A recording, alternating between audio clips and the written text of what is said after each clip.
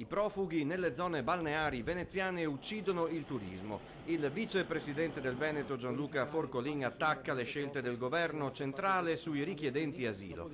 Quella fatta su Eraclea è stata pessima per gli operatori delle vacanze e le famiglie locali che lavorano con i turisti, dice. I profughi vanno allontanati non solo dalle località di villeggiatura, ma anche dalle proprietà private dei comuni cittadini.